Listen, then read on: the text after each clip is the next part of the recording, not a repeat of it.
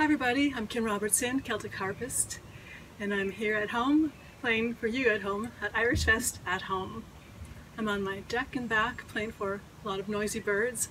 I'd much rather be playing for you in person for the 40th anniversary of Irish Fest, but we're very happy you could join us online, and we really appreciate your support. I'll start out with a jig called Merrily Kiss the Quaker, followed by O'Keefe's Slide.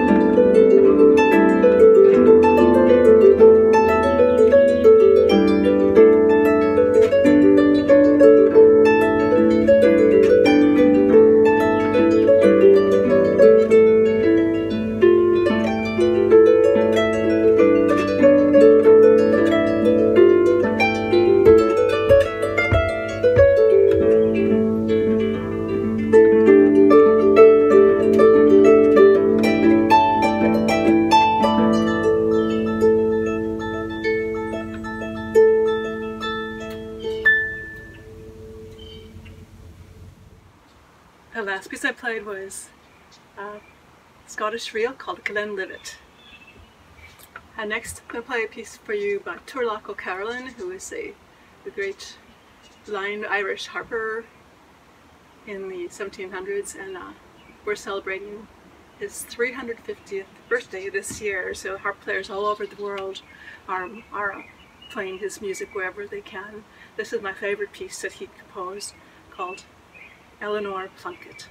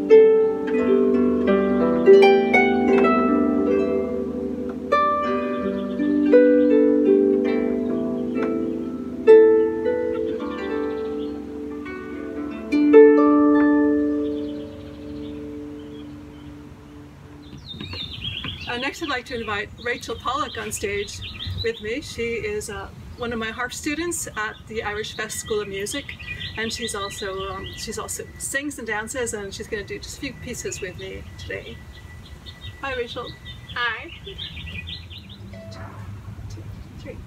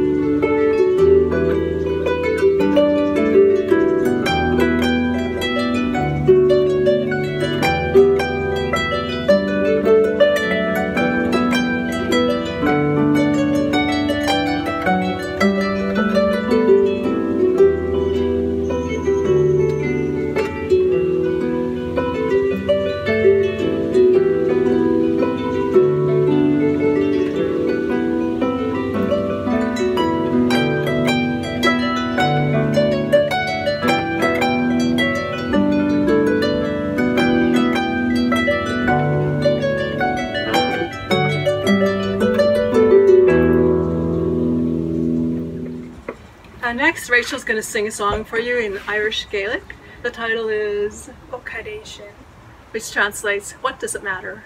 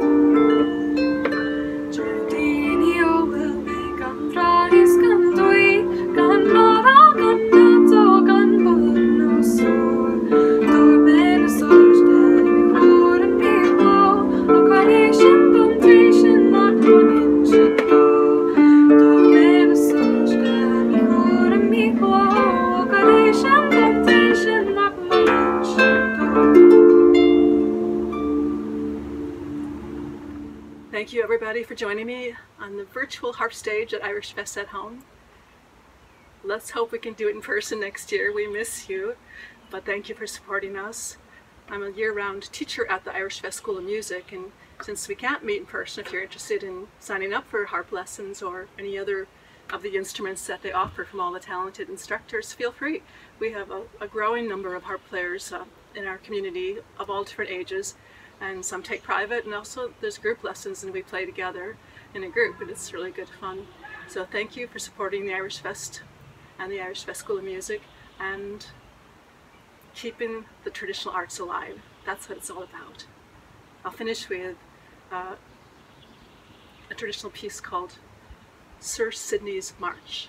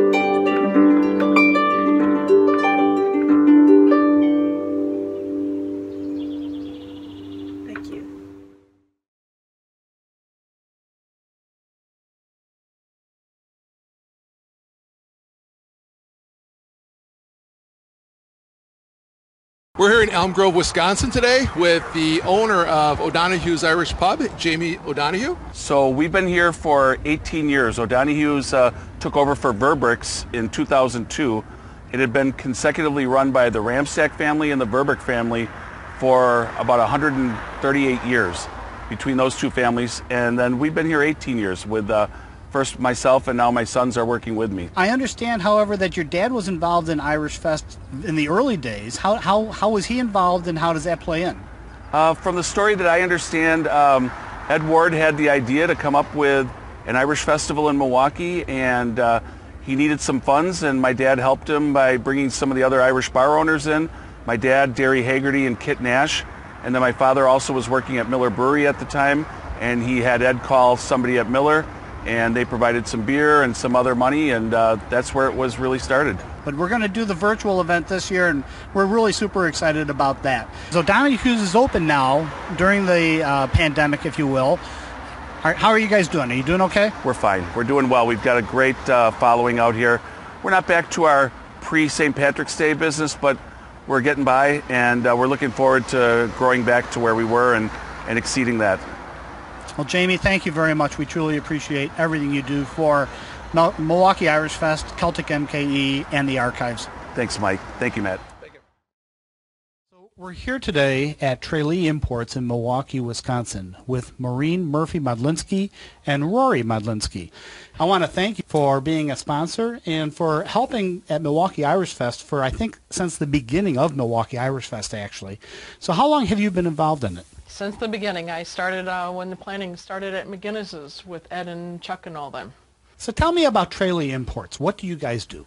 Tralee Irish Imports brings in food from Ireland and the UK. We specialize in foods, but we do have gift items here at Tralee. We have candy and frozen foods and stuff like that. Our store is online at TraleeIrishImports.com. We have different kinds of bangers. We have meat pies, different breads, hot cross buns, crumpets, things like that. You name it, we've got it. So this year, what do you plan on doing as a sponsor? Well, Irish Fest is coming up with a little package for when you're at home looking at the festival. You'll be able to eat some of your the Irish product, and Irish Fest is offering some other little goodies. So Tralee has a long history here in the Milwaukee area. Can you give us a brief history of how you all started? I started in 1983 with a full Irish import shop. I actually started on 84th and Blue Mound. I was in front of the Milwaukee Irish Fest when they started, and they were in the back with their offices. And Mike had mentioned, other than food here, you have other items, gift items. Can you give us a little bit of information of where they come from and what type of items you carry? We have the pottery, which is made here in the city by Barb Hill. She makes everything with a Celtic flavor. We have masks, because that's the new trend these days. We have different purses, birdhouses, and pictures that those Manskys make, that they're located right here in the city. They're also a vendor of Irish Fest. We also have our own glassware line here as well. So you've been involved with Irish Fest since the beginning. Is the whole family involved? Who all's involved? I married Dave 29 years ago, and he absolutely got involved, started doing the cart driving for the entertainers, and now he does all the maps on the grounds. My son works on the setup, and Molly is the office manager over at Milwaukee Irish Fest. Well, we're very fortunate to have the Modlinski family involved in Milwaukee Irish Fest.